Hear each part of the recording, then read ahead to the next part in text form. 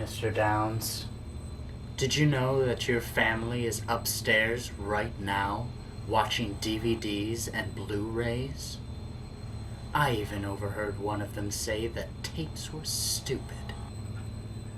Well, they always have been a unruly pair. Unruly indeed. My family hated tapes, so I had to correct them. If you don't mind me saying so, I think they need to be corrected too. You know, this reminds me of one of my favorite horror movies of all time, The Shining by Stanley Kubrik. Let's enter the tape tune.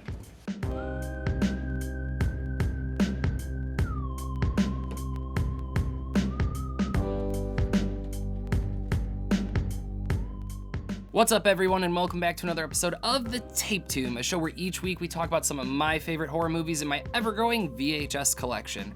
This week is no easy feat, as we talk about the 1980 classic directed by Stanley Kubrik, The Shining.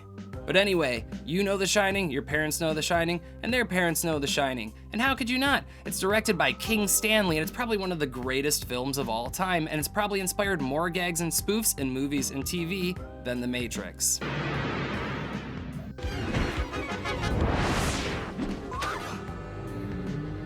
Okay, maybe not as many, but there's still a lot. Never heard about this movie before? I don't know how, but somehow, someway, you heard it from us, and I think that's worth a like and subscribe. And after you get your priorities straight, go watch this movie. This movie has all-star performances by Jack Nicholson and Shelley Duvall, and is based off of a story written by Stephen King. Now, although this movie isn't entirely true to the book, and Stephen King was pretty open about how unhappy he was with Kubrick's adaptation, who cares? The book was better? Yeah, right. This is Movie Town, baby. There's not even pictures in here. So what's this movie about? Get comfy. We might be here a while. This movie starts off with one of the most ominous openings in horror history as we see the Torrance family driving towards their new home for the next few months, the Overlook Hotel. They wind up here due to Jack, the father, accepting a job as the hotel's caretaker during its off-season. Jack's a recovering alcoholic and stuck in quite a rut when it comes to writing his next novel, so the quiet and isolation sounds like a perfect setting to get back on his feet, make some money, and get the thinking space he needs to knock out that next book. This sounds like a master plan, despite the giant red flag that the owner of the hotel told him that the previous caretaker lost his mind and killed his entire family. But Jack doesn't mind the little details and gets the whole fam packed up, and shortly after the hotel staff empties out and leaves, they are left alone, but not before little Danny and Wendy get a separate tour of the facilities by Scatman Crothers, who after meeting Danny realizes he has a special gift. He tells Danny all about The Shining, the ability they share which allows them to communicate with psychic messages and manifest things like spirits or old energies that have been laying dormant, aka ghosts. So without getting into too much detail, and trust me, there's a lot. I can't cover it in a single episode. So if you want to know more about this movie and the lore behind it, go watch the movie or read the book if you want to be a nerd about it. The hotel itself seems to have come to life and is starting to awaken some of its older and more malicious spirits. The Overlook uses its energy to manifest a multitude of ghosts and communicate with Danny in ways including these weird little twin girls and this rotting bathtub lady in the room he was explicitly told not to go into. And thanks to him, he has scarred both of us for life. Over the course of the next few days, the hotel starts to drive Jack insane, tricking him and using his weakness to pit him against his own family by manifesting grand parties filled with booze and characters that make him feel related to and welcome as if he has always been there.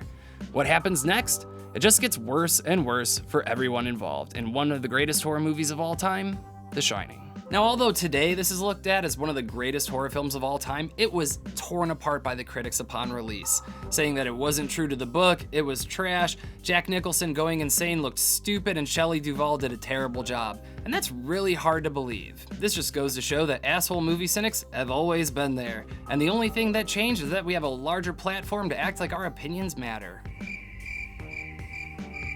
Sure, The Shining may be a slow burn, but it's one of the only horror movies still to this day that keeps my attention the entire time, even when there's nothing going on. It makes you feel uncomfortable with slow creeping shots, unnerving sound effects and music, and just the right amount of the horror spiciness. The Shining has always been here at the Tape Tomb. Midnight, where the stars and you. So what could have possibly got Jack Nicholson in the right state of mind to play this absolutely insane character? 2 words: cheese sandwiches. Jack Nicholson hates cheese sandwiches. Everyone does, understandably so, but he hates them a lot, and he ate nothing but cheese sandwiches for about 2 weeks while filming this movie to get properly agitated and probably constipated before each scene. Shelley Duvall suffered mentally and physically while filming The Shining. Kubrick constantly yelled at her and had the cast and crew treat her poorly just to make her feel totally helpless. Along with no support, she had to shoot many of her high emotion and energy scenes multiple times, as Kubrick is known for reshooting scenes 30 to 100 times. For example, the scene with Wendy and Jack where Wendy is moving up the stairs with the bat was shot every day for about 3 weeks. Stephen King's been openly unhappy about the adaptation of his book, saying that it's all surface and no substance, almost like a car with no engine. Nerd. Thank you everyone for watching this week's episode of The Tape Tomb. Once again, I've been your blue-beanied host with the most, Larry Downs, and if you've liked this episode, make sure you click that like and subscribe button down below, and make sure you check out any of our previous episodes of The Tape Tomb. Make sure you tune in each week for our sister series, Airlock Shock, starring Nick Haskin. He talks about some of his favorite sci-fi movies, just like we talk about horror here at The Tape Tomb. Make sure you check out our Instagram, Nightmare Fuel Streaming, constantly posting pictures on there all the time. Fun, goofy stuff, behind the scene things, or just pictures I think you will generally enjoy. Check us out on Instagram. Thank you so much for joining us for another episode. This is Larry Downs signing off. Stay spooky, my friends, and we'll see you in the sequel.